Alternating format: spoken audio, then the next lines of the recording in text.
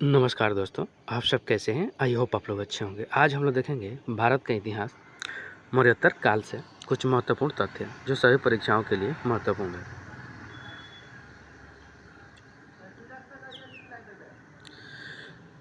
शुंग वंश 185 BC से 73 BC। इस वंश की स्थापना पुष्यमित्र शुंग के द्वारा किया गया था। इन्होंने मौर्य वंश के अंतिम शासक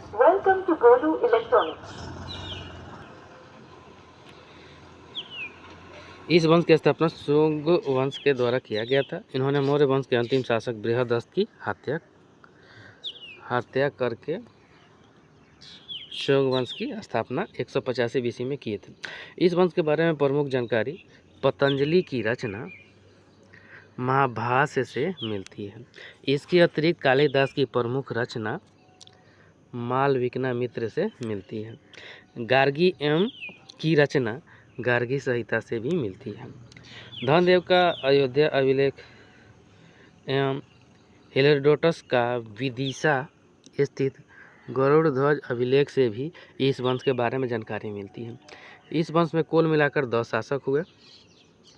प्रथम शासक पुष्यमित्र शुंग, 9वें शासक भागभद्र एवं 10वें शासक देवभूति थे। 9वें शासक भागभद्र के काल में यूनानी राजदूत हेलियोडोटस भारत की यात्रा के लिए आए थे। पुष्यमित्र शुंग ने अपनी राजधानी पाटलिपुत्र को ही बनाया। इसके काल में कुल मिलाकर 2 युद्ध हुए।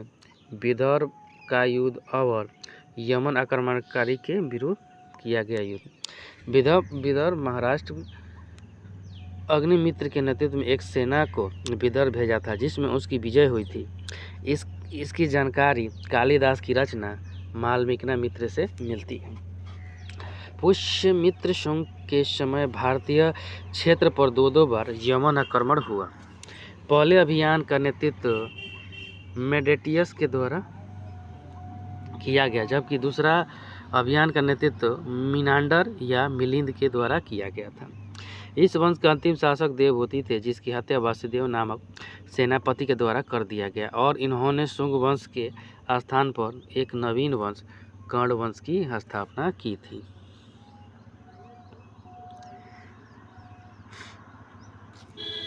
नोट: शुंग वंश के काल में लगभग प्रथम शताब्दी में मनु नामक विद्वान ने मनुस्मृति नामक पुस्तक की रचना किए थे। इस पुस्तक से भारतीय सामाजिक जीवन के बारे में जानकारी मिलती है। कर्ण वंश की स्थापना 773 BC से लेकर 28 BC तक है। इस वंश की स्थापना वासुदेव के द्वारा किया गया था। अंतिम शासक सुशर्मा था, जिसकी हत्या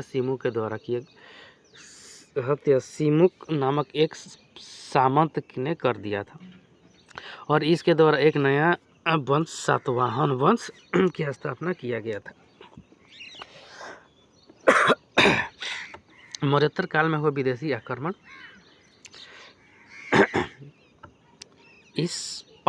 इससे इंडो ग्रीक हिंदीवन, एस से शक, सैथियन, पी से पार्सियन और पहलव, के से कुषाण। इंडो ग्रीक हिंद यवन शासक। मौर्योत्तर काल में भारत पर आक्रमण करने वाला पहला वंश इंडो ग्रीक या हिंद यवन शासक वंश था और प्रथम शासक डेमेटियस प्रथम था। डेमेसियस का पहला शासक था जिसने चित्रयुग एवं लेखन युग सिक्का चलवाया। यह लेख खरोष्टी भाषा में लिखा गया था। हिंद यवन शासक के द्वारा ही भारत में पहली बार सोना का सिक्का जारी किया गया, यानी चलाया गया। इसे ड्रम कहा गया। शासक मिनांडर बौद्ध भिक्षुक नागसेन के प्रभाव में आकर बौद्ध धर्म को अपना लिया। वे पहला विदेशी आक्रमणकारी था जिसने बौद्ध धर्म को अपनाया, जिसकी जानकारी बौद्ध विद्वान नागसेन की रचना मिलिंद पन्हो नामक पुस्तक से मिलती है। मिनांडर का सर्वाधिक सिक्का गुजरात के भरूच नामक के स्थान से मिलता है, जो एक बंदरगाह स्थल था।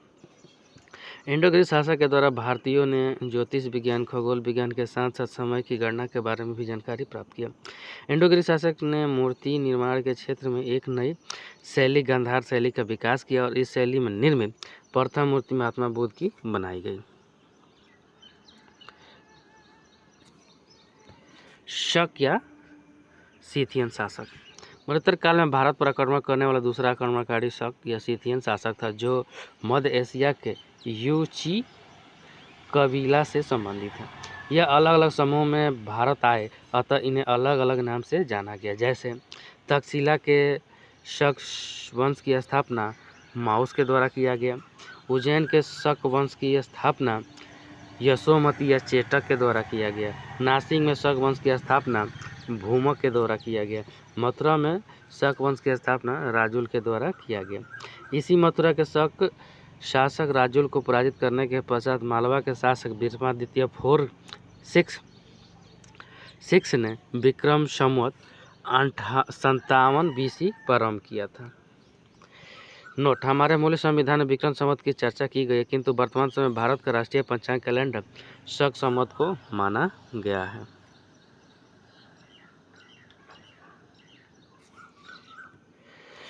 22 मार्च 1957 से राष्ट्रीय पंचांग के रूप में शक संवत को मान्यता दिया गया। शक संवत की शुरुआत 78 AD में कुषाण वंश के शासक कनिष्क ने अपने राज्याभिषेक के अवसर पर किया था। विक्रम संवत की शुरुआत 57 बीसा पूर्व में किया गया था। शक संवत एवं विक्रम संवत के बीच के अंतराल 135 वर्ष का अंतर है। पार्थियन पहलव शासक। मध्योत्तर काल में भारत पर आक्रमण करने वाला तीसरा वंश पार्सियन या पहलव वंश था, जो मूल रूप से पर्सिया यानी ईरान का रहने वाला था। भारत में आने वाला विभिन्न पर्सियन शासक में वास्तविक संस्थापक मिथ्रेडेटस को माना जाता है। इस वंश के सबसे महान शासक गोर्दोफर्निस थे और इन्हीं के शासन काल में ईसाई धर्म के प्रचारक सेंट थॉमस भारत की यात्रा किए थे। गोर्दोफर्निस ने तख्त ए वही अभिलेख से यह जानकारी मिलती है कि इन्होंने अपनी राजधानी तक्षशिला को बनाया था। यह अभिलेख खरोष्टी भाषा में लिखी गई थी। कुषाण वंश। भारत में कुषाण वंश की स्थापना कोजुल कड़फिस के द्वारा किया गया था। यह शैव धर्म यानी शिव भगवान को मानते थे। इनके सिक्कों पर एक तरफ कोजुल कड़फिस की आकृति खुदी तो दूसरी तरफ नंदी बैल यानी शिव भगवान की सवारी नंदी गाय की थी। कोजुल कड़फिस के पश्चात अगला शासक भीम कड़फिसेस बना। यह कुषाण वंश का पहला शासक था जिसने सोना का सिक्का जारी किया था। यही शैव धर्म को मानते थे। इनके सिक्कों पर खरोष्टी लिपि में इनका नाम खुदा हुआ था तो दूसरी तरफ शिव पार्वती एवं त्रिशूल की आकृति खुदी हुई थी। इस वंश का सबसे महान शासक कनिष्क था, जिन्होंने अपना राज्याभिषेक 78 ईस्वी में करवाया था और इस अवसर पर शक संवत को जारी किया था। कनिष्क ने अपनी राजनीतिक राजधानी पुरुषपुर या पेशावर को बनाया था, जबकि सांस्कृतिक राजधानी मथुरा को बनाया था। कनिष्क के बारे में कहा जाता है कि वे पाटलिपुत्र आक्रमण करके अश्वघोष नामक विद्वान एवं महात्मा बुद्ध का भिक्षा पत्र, भीख मांगने वाले बर्तन अपने साथ ले चले गए।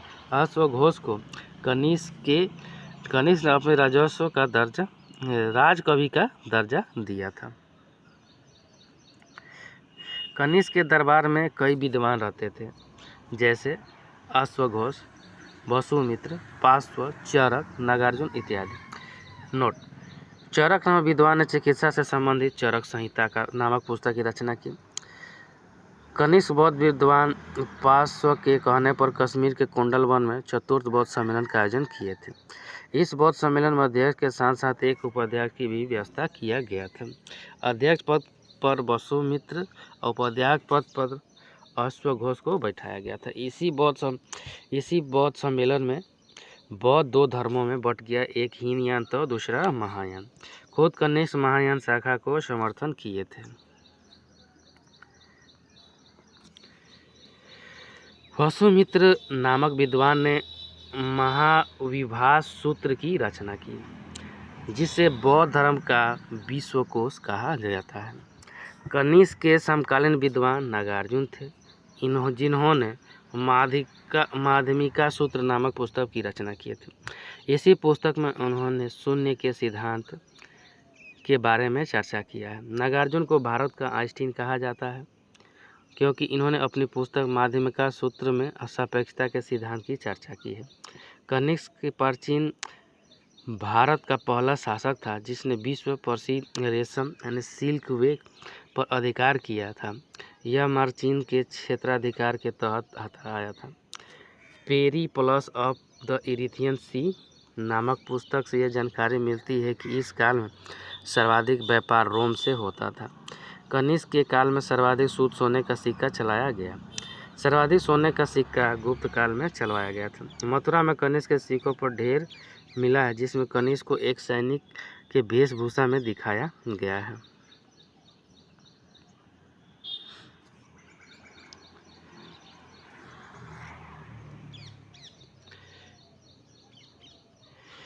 कनिष्क के काल में ही हिप्पालस के द्वारा मानसून की खोज की गई थी। मानसून अरबी भाषा का शब्द मौसम से उत्पन्न हुआ है जिसका अर्थ होता है मौसम के अनुरूप पवन के दिशा में परिवर्तन। नाशपाती की खेती कनिष्क के काल में प्रारंभ हुई थी। कनिष्क के शासनकाल में मूर्ति निर्माण सर्वाधिक गांधार शैली कला के क्षेत्र में काफ़ी विकास हुआ। नागार्जुन की तुलना यूरोपीय धर्म सुधारक मार्टिन लूथर से किया गया है। Thank you friend. अच्छा लगे तो लाइक सब्सक्राइब और शेयर जरूर करें, साथ में बेल आइकन का बटन दबाना नहीं भूलें।